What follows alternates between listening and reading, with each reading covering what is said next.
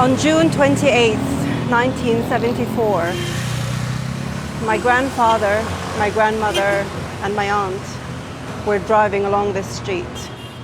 They stopped at this traffic light. A car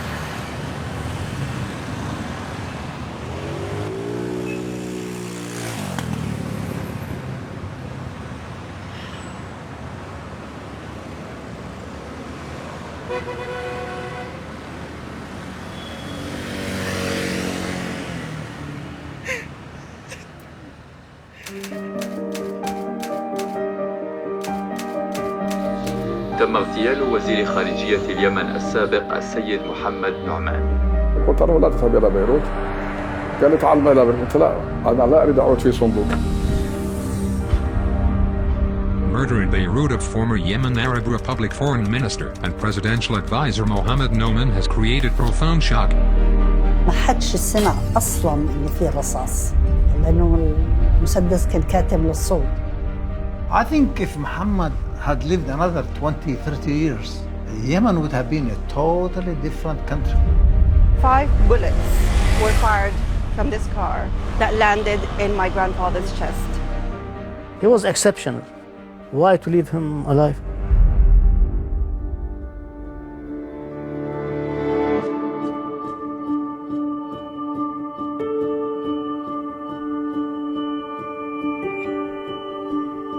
My grandfather's life was ended when he was only 41. I often wonder what our lives would be like if the bullets had missed his heart. And I wonder if the man who pulled the trigger knew what he would be stealing from my family.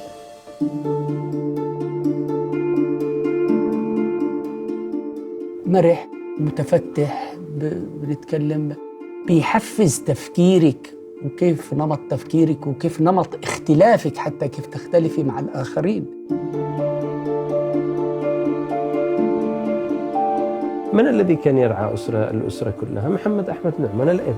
من كان يرتب للأب كثيرا من أمور حياتها؟ الأب.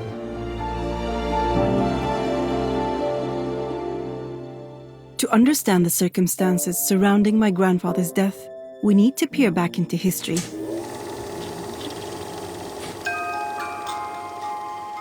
In the 1960s, Yemen was 2 countries, north and south. The kingdom in the north was ruled by religious leaders known as imams, who went to great lengths to isolate Yemen from the rest of the world. But in 1962, the kingdom ended, and in its place, the only republic in the Arabian Peninsula was established. 5 years later, the South gained independence from Britain and became the only Marxist state in the Arab world. My family played a role in the events that took place in the North, none more so than the man who shaped my grandfather's politics, his own father. He was probably one of Yemen's best-known political reformers from the 1930s, and he advocated for modernization, modern schools, economic developments, and importantly, the rule of law. He was always skeptical of the military. Cynthia met my great-grandfather a decade after his son's death. He was still greatly mourning his beloved firstborn, who I think he felt would be his political heir. For many years, I've wanted to understand the events that led to the assassination of my grandfather, North Yemen's former foreign minister, whose life ended before I ever got to meet him.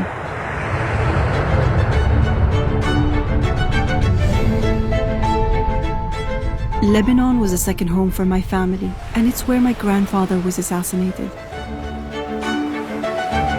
It's a stop I had to make to find out more about the man I knew very little about. I'm at the American University of Beirut, where they have audio recordings of my grandfather. I only found out recently that these existed. I'm quite excited about hearing what he sounded like. مقابلة مع الأستاذ محمد أحمد نعمان. متى وكيف علمت بالنشاطات التي يقوم بها والدكم، النشاطات السياسية؟ أول مرة أتنبه للعلاقات السياسية في البلد كانت عندما غادر والدي مدينة تعز إلى عدن. I'm actually quite surprised. He sounds younger than I had built him in my head. And clearly, I mean, he was young at this point. He was in his late 30s, my age.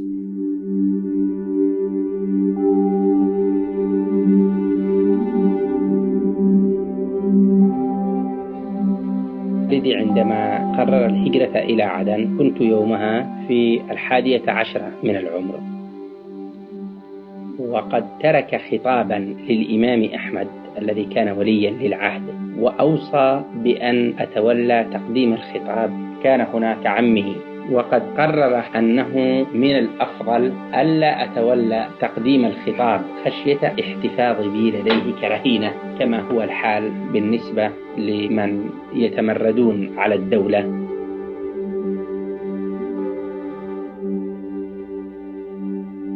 بعد شهرين من سفر والدي توفت الوالدة حيث أصيبت بالتيفود، وفي ظل الخوف والقلق بسبب هرب الوالد الذي فهم أنه نوع من أنواع التمرد أو المعارضة، تقرر أن ننتقل من تعز، وإن كان قد قام في البال أنه لابد وأن نلحق بالوالد.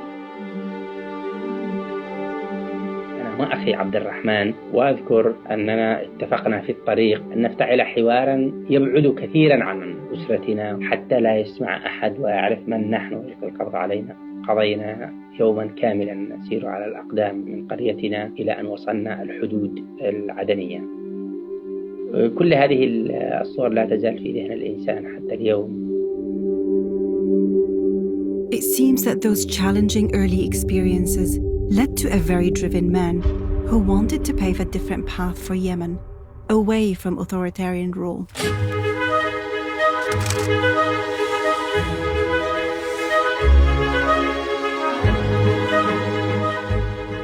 He was the most known Yemeni outside Yemen.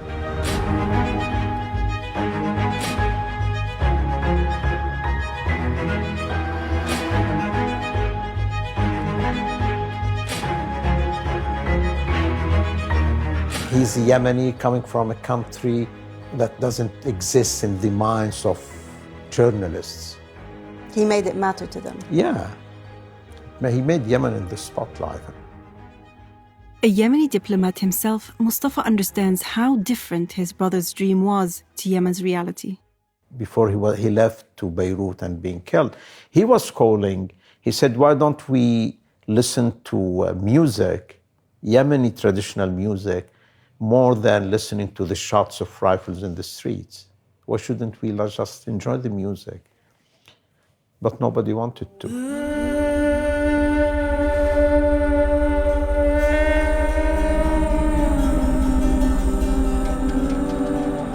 We know from American intelligence reports that the US saw my grandfather as a man who wanted to build an independent and united Yemen.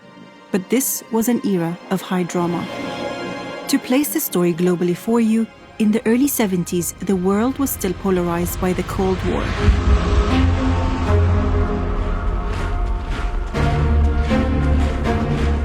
The oil crisis spurred by the Arab-Israeli conflict was fueling tensions between the Arabs and the West. The embargo, as was previously decided, will continue to apply to the United States and Palestine. And the post-colonial era gave way to the rise of Arab nationalism. Amidst all this was Yemen, an impoverished nation weakened by decades of civil war, exacerbated by foreign interference, trying to find its place on the international stage. Do you think Yemen ever mattered to the outside world? No.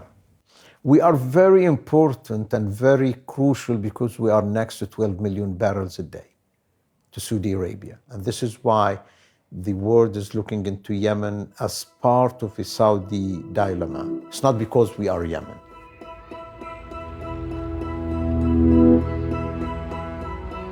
Yemen's history is marred by conflict and turmoil, with only short-lived periods of peace. Those who knew my grandfather say he believed dialogue was the way to fight for change. But I'm also now learning that his tenacity often rubbed people the wrong way. Do you remember your first impression of him? I was scared. I was scared of him. Oh, really? Why? Because he was such a violent, I mean, not physical, but in his talk, the way he talks, his words, his language. I mean, he was full of revolutionary ideas.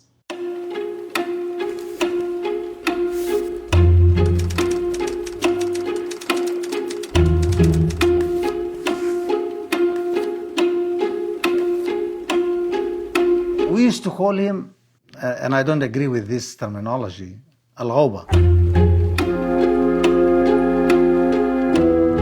Al-ghawba is when the sky is dark, because so much sand in the air, meaning that late Muhammad, when he comes to a meeting, whatever the topic is, he is going to be the center.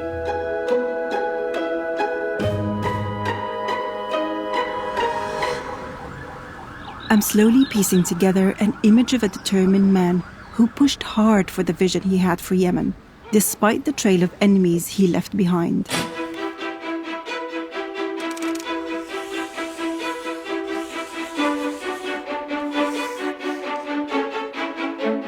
In a politically volatile region, a Switzerland-like neutral state might sound ideal, but I can't help but wonder if his vision for a newly established republic, still emerging from decades of oppressive and isolating rule, ever stood a chance.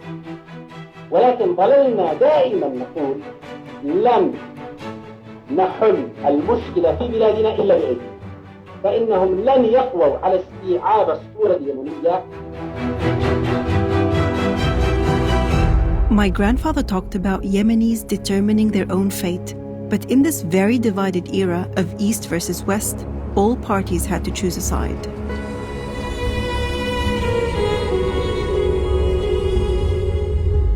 In ancient times, Yemen was known as Arabia Felix or Happy Yemen for the wealth it gained from its fertile land and the famous frankincense trail. But much has changed. During the 20th century, Yemen's neighbors grew rich from oil, while Yemen seemed stuck in power struggles over the little resources it had. Do you think he disagreed in general with Yemeni culture? He accepted it as a sick child. What to do with your sick child? You try to cure him or her. That's all you can do. And then this is your mission. So you think he saw Yemen as his own child? Of course, because he himself, he lost his mother. He suffered. So he was so concentrated and fully involved in what he's doing since his childhood. And this gives the maturity of the personality when he reaches the 20 or 25 or 30 or 40, till he was assassinated.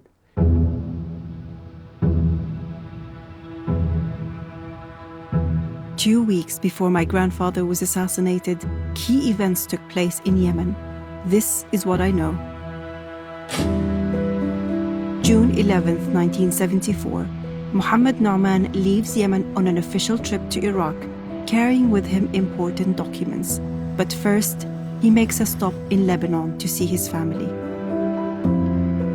2 days later, a military coup takes over rule in North Yemen. Colonel Ibrahim al-Hamdi is now president, and my grandfather is no longer in government. Now out of office, my grandfather never makes it to Iraq and instead spends the next week meeting Arab leaders to discuss recent developments. On June 21st, my grandfather returns to Beirut.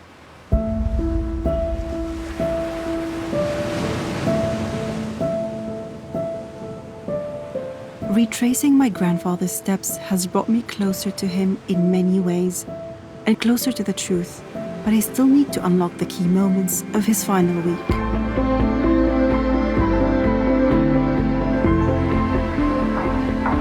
صباح الخير، كيفك غالية؟ أنا ما انتبهت إنه هو اغتيل بلبنان، بس بما إنه بلبنان فأكيد بالحوادث. Trying to be very, very careful here because these are very old newspapers. I see the mention of his name, whether it's in the coup or other news. And as it's leading up to the 29th of June, 1974,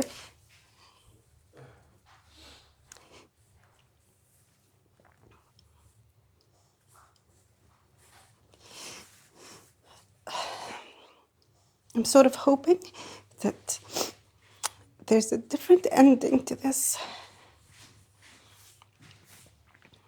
It's just not realistic.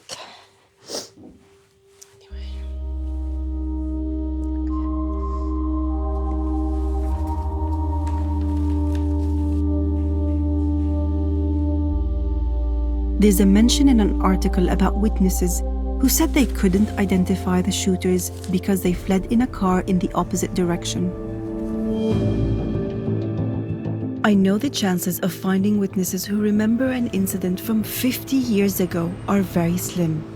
But I'm at the scene of the murder, and incredibly, I find a man who was here that day and witnessed my grandfather's assassination. He doesn't want his face to appear on camera as he's still scarred by the interrogation that followed. شو شفت؟ قلت له والله 1 2 3 4 هذا اللي حصل معي. كتب شويه اجت البنت اللي انا امنت على الجامعه الامريكانيه، قالت له هذا اللي وقف وسترني وشالني على الجامعه الامريكانيه جايبينه لهون، قام مضاني وقال لي الله معك. But does he remember anyone from that day? لا ما هي، لا ما هي، وهي عمتي، هي اللي كانت معي.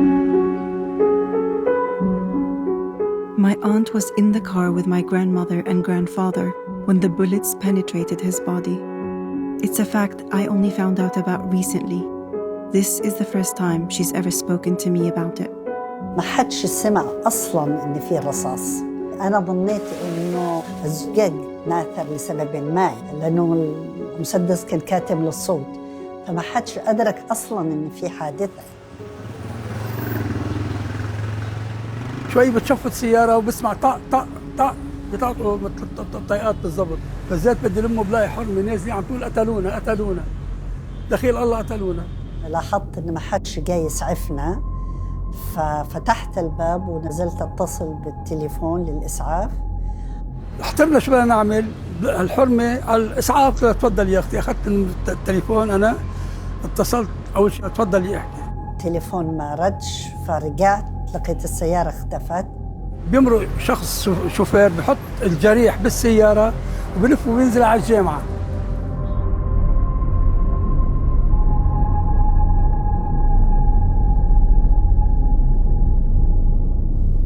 We heard there was an assassination attempt at close by the hospital.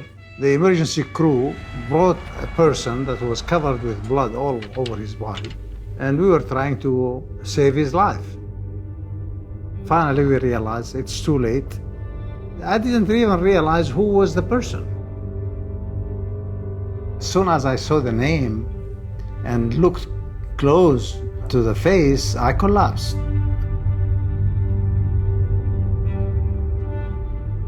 وصلت للبيت وما كنتش منتبهة إنه فستاني كله كان دم.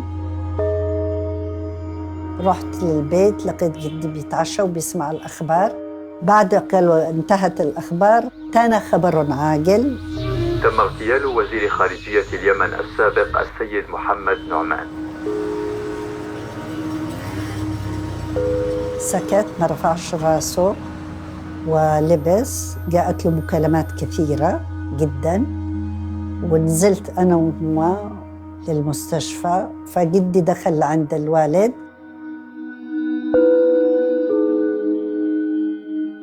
الوالدة وأنا خارجة بتقول مات، بتصرخ مات مات مات. بس طبعا جلست مشلولة حوالي 15 يوم. ما يقارب 3-4 ساعات، ولم أحد يجرؤ أن يعلمني بعملية اغتيال وموت أبي.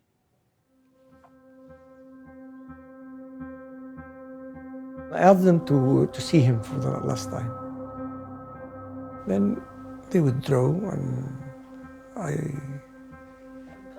covered the face, and I kissed him, whispered him, I'll keep always the love. I knew him that he is an icon of love.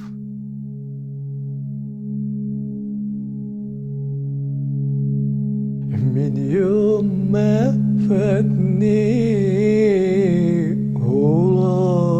وراه شدو البلا بالنواح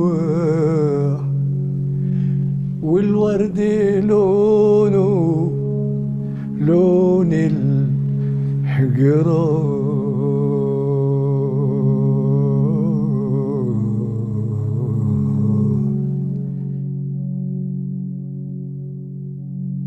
ضلينا يعني بعدها بسنين بعد عملية الاغتيال لم نصدق أنه رحل عنا، يعني كنا على يقين أنه ما زال حي. What I really remember very well, his smile, as if he wanted to send a message that he will not be broken. He was strong, but I know he suffered until his last days.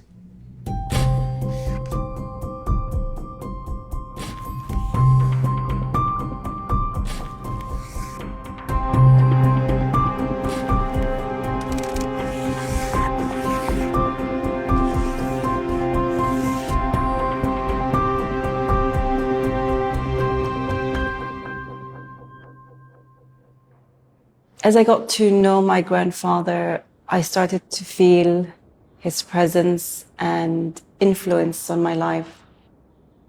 I find myself for brief moments entertaining the idea of what if. I think if Muhammad had lived another 20, 30 years, Yemen would have been a totally different country. The whole question of political assassinations in the Middle East and the waste that they cause, both kind of at a familial level but also at the national level, is really something that I think we should all be concerned about. Most assassinations have something in common: a lack of accountability. In my grandfather's case, I haven't been able to find a trace of an investigation file. There is, however, a small but significant detail that emerged from witnesses I spoke to. We know that a silencer was used in his killing back in 1974. So what does that tell us about the assassins? It says that they were not your average mercenaries, that they were highly trained, and silencers, even amongst militias, are hard to find or come by. This says that there might be a state behind this operation, or at least a state-sponsored militia. So this is a sign of how organized and sophisticated this whole thing was. If my grandfather was executed by a well-trained militia, who then gave the order? During this investigation, I've uncovered many theories, but it always came back to three leading political figures. Ibrahim al-Hamdi is the man who took over the presidency of North Yemen after the military coup that kicked my grandfather's government out of power just 2 weeks before his assassination. On paper, he was the most likely person to point the finger at. خلفية العلاقة المباشرة نتيجة اختلاف الوسائل واختلاف وجهات النظر ما بين رئيس إبراهيم الحمدي والأستاذ محمد أحمد نعمان. My grandfather's nephew, Lutfi, has been asking who killed Mohammed Nu'man since he was 8 years old. محمد أحمد نعمان كان مقتنعا بأن الجيش للدولة وليست الدولة للجيش. فكان ضد النظام العسكري. كان ضد الحكم العسكري عموما. Military rule was against everything my grandfather had worked for, but he wasn't the type to give up. General al-Maswari is the only Yemeni official from that period who agreed to speak to me on the record about my grandfather's assassination. After al-Hamdi's coup, he was one of the last people to meet with my grandfather. تذكر ماذا قال لك محمد نعمان في هذه المقابلة؟ كان حزين جدا. أهم كلمة قال: كنا نطلع إلى الحكم المدني اللي ناضلنا من أجله، الحكم المدني الديمقراطي، وإذا نحود إلى حكم عسكري سيظل 20 سنة. كان سيغير الأوضاع داخليا بأفكاره وعلاقاته الخارجية، ويغير من أفكار القلب والانقلاب في 13 يونيو.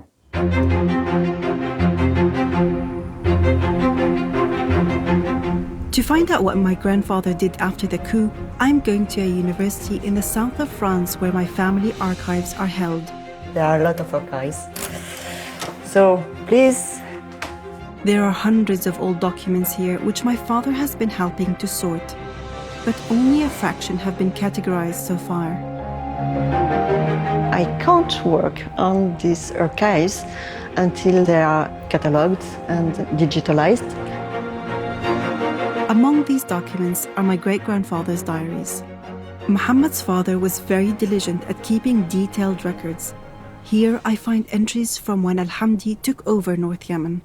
The 17th of June, which is 4 days after the coup, my great-grandfather Ahmed writes, I received a call from the Minister of Interior.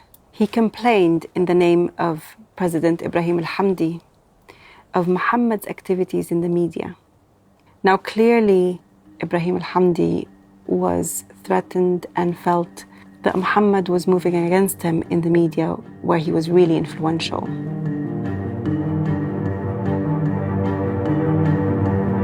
I can see why the motive and the timing make al-Hamdi a logical suspect. But that theory was quickly dismissed at the time. Those who hated Ibrahim al-Hamdi put the blame on him because he was not in good terms with Muhammad. The US also didn't seem to believe that theory at the time.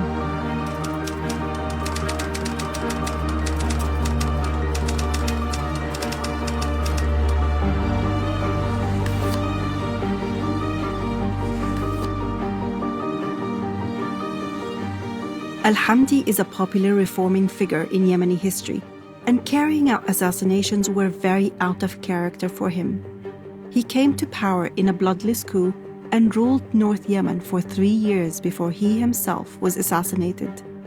And like my grandfather and many others, his murder was never resolved and his family never found justice. So if not the most obvious, then who?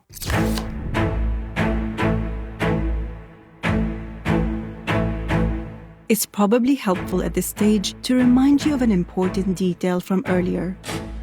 2 weeks before his assassination, my grandfather was meant to go to Iraq to present the president with a confrontational letter. But the coup in Yemen meant he was no longer in office to make that trip. I can't believe I'm holding the letter that my grandfather was carrying with him, the letter that never made it to Iraq. I found this among my family archive. This could be the reason why my grandfather was killed.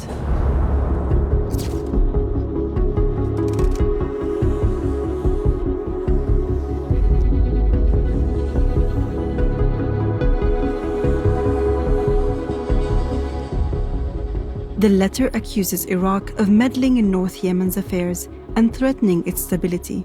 Iraq at the time was ruled by the Arab nationalist Ba'ath Party. In 1974, al-Bakr was the president and Saddam was the vice president, but who was in power? Saddam was completely in power in 1974. So why would Saddam Hussein have wanted to kill my grandfather?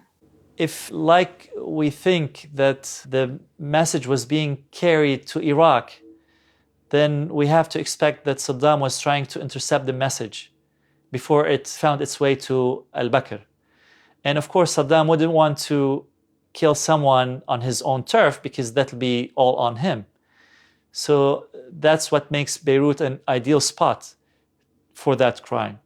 What I don't understand is, why would Saddam have the motive to kill him if my grandfather was no longer in power at that point?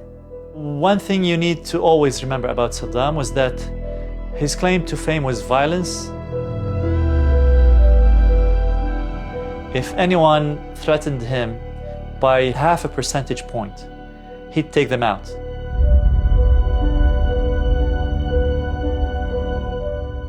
My grandfather was tasked with delivering this letter with one other colleague. كلفتم بمهمة رسمية لتسليم الرسالة إلى الرئيس العراقي أحمد حسن البكر. ما الأحداث التي حصلت في اليمن التي أدت إلى حمل هذه الرسالة؟ أنا في تقديري كان نوع من تغطية لما كان سيتم في 13 يوليو في تقديري أنا. General al-Maswari believes that al-Hamdi and others made up a story about Iraqi meddling to distract from their own coup. يعني هؤلاء هم الانقلابيون وليس الانقلاب البعض. The third theory points at the man who ruled South Yemen.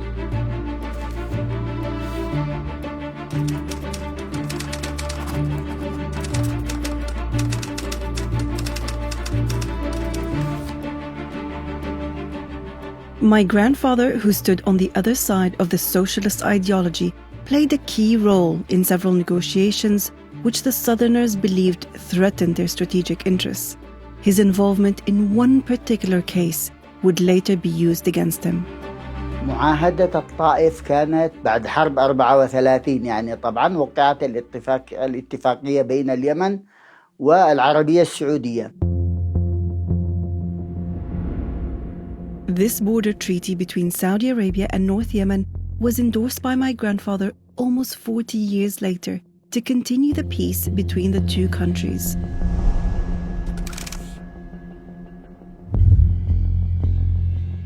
كان التجديد مسألة شكلية لأن اتفاقية الطائف اتفاقية نهائية. But endorsing this agreement seemed to anger the southern leaders. They said that they believed that Yemen will one day be united, and as such, any border agreements affected their future as well.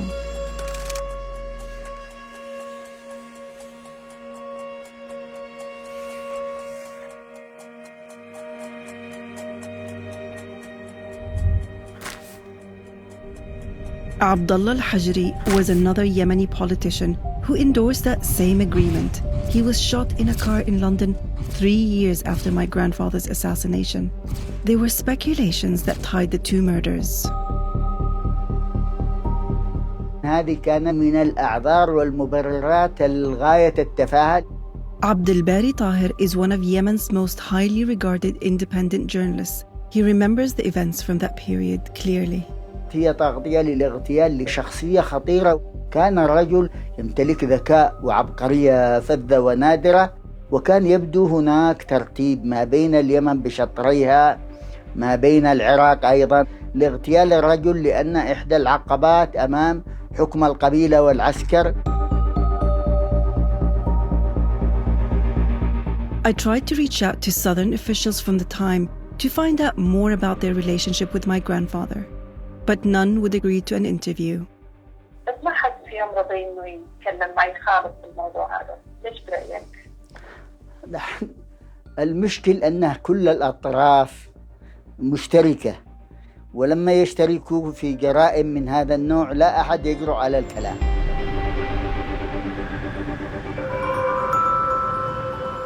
I've exhausted all the leads, but I still can't find evidence to come to a conclusion. There is, however, one person I've yet to find here in Lebanon.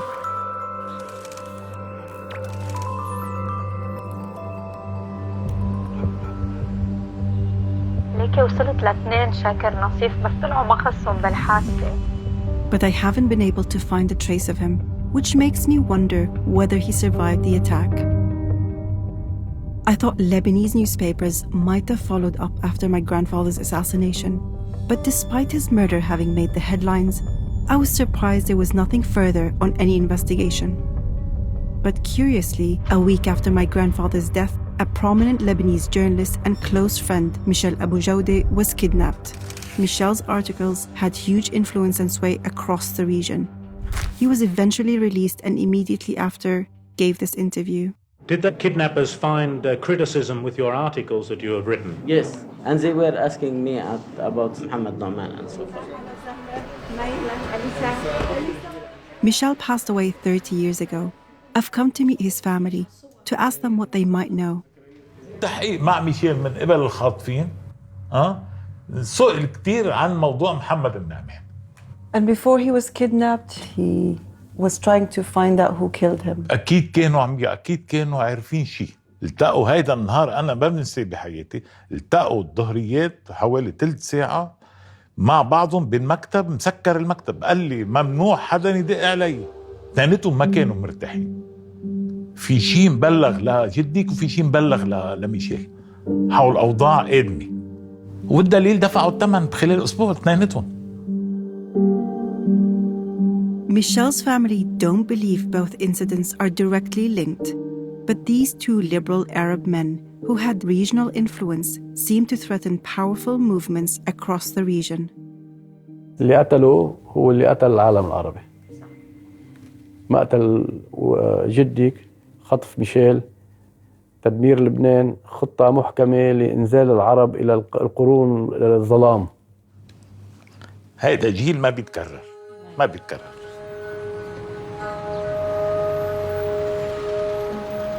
We know Michel followed up on my grandfather's assassination, but did he leave any clues?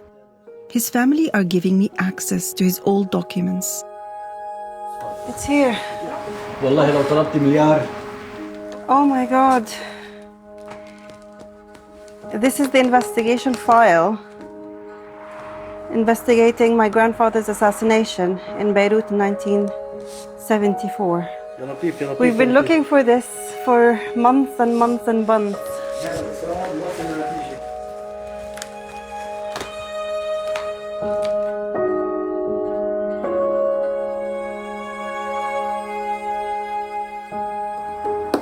We found what we've been looking for, but it doesn't carry many answers.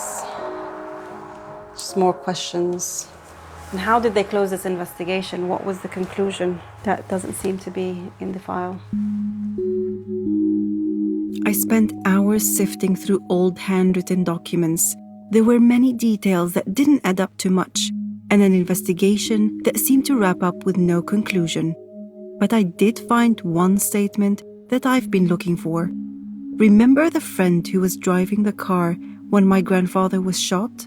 I haven't been able to find him, but here in front of me is his police statement from that day. I found an old address of his, not an exact one, but enough to start searching for him. We've been driving for a while now trying to find the building. It's a bit difficult with general darkness in the city.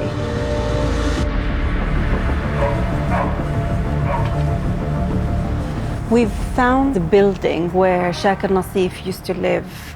We're not sure if he's still in the country or if he's abroad, but we're trying to find a number for any relative of his. مين حضرتك؟ اسمي مي نعمان. I spoke with the building manager and explained to him why I was searching for Shakir. رح أعطيك نمرة بنته. حاول تواصل مع الأستاذ شاكر نصيف.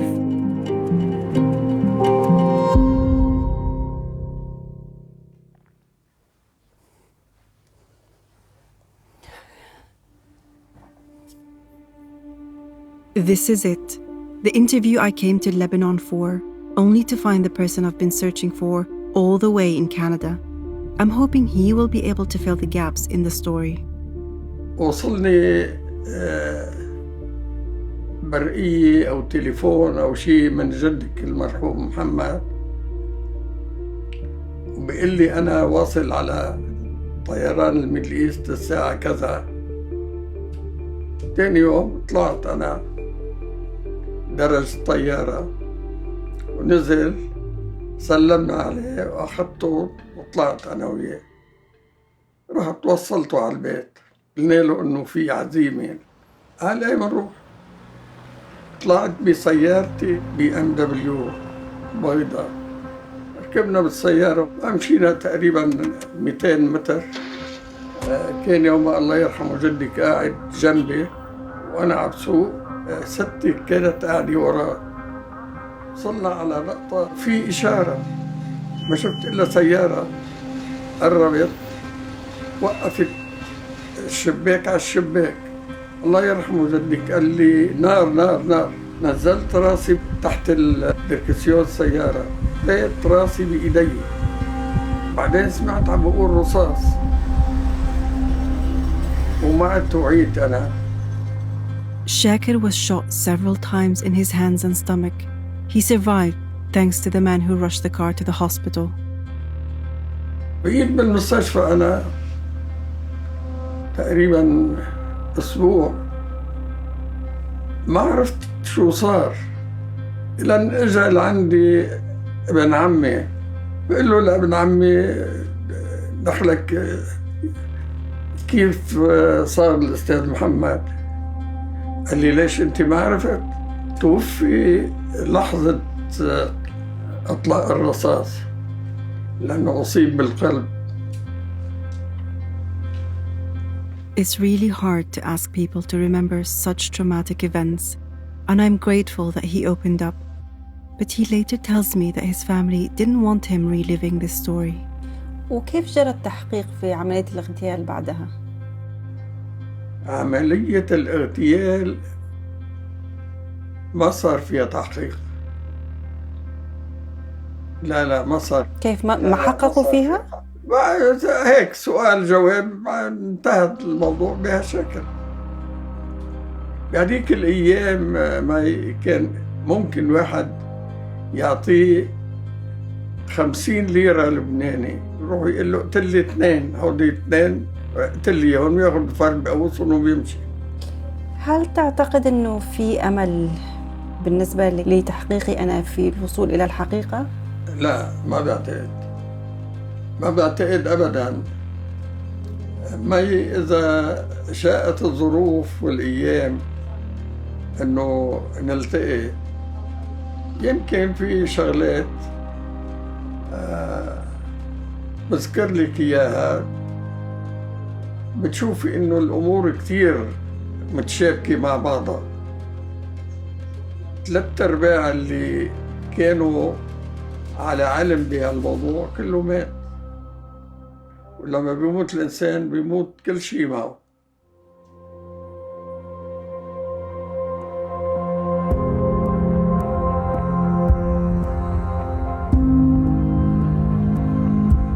To say I feel frustrated is an understatement. I had hoped to get closure, but it feels like the truth has been denied to me and my family.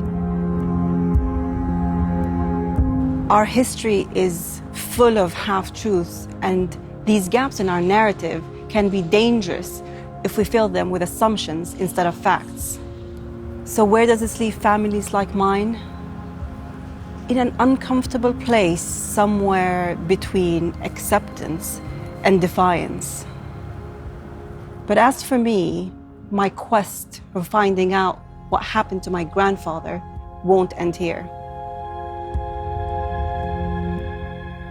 Do you think he would have wanted us to know who killed him? وأكبر ثأر لمقتله هو أن تجدي لأفكاره صدى كبيرا في نفوس الناس وفي عقولهم.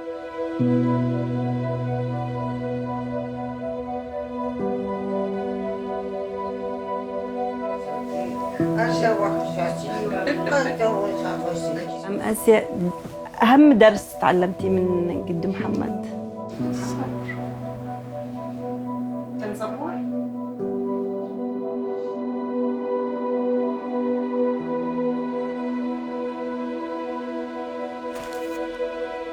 بعد مرور 40 يوما على استشهادك وأنا كبير على البكاء، ولو شئت أن أبكي دما لبكيته عليك. لقد نقل جثمانك من لبنان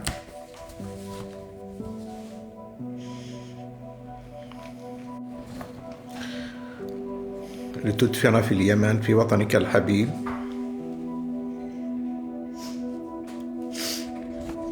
ورفعك عاليا ليراك الناس جميعا وليسمعوا صوتك المدوي.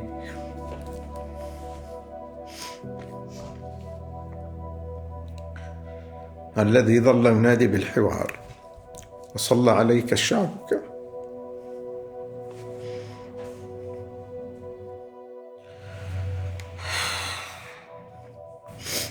وحملك على أكتافه وشيعك إلى مثواك الأخير تشييعا يتكافئ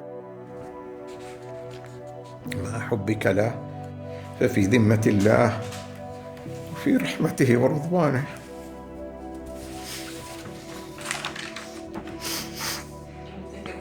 Yeah, it's hard.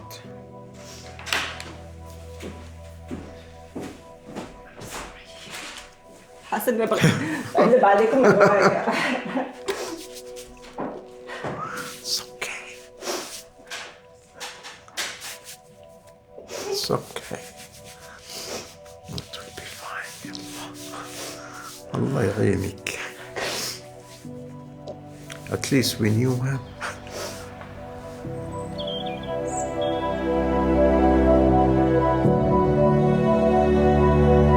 What I've discovered is that my grandfather wasn't the kind of man who could easily be sidelined by removing him from power.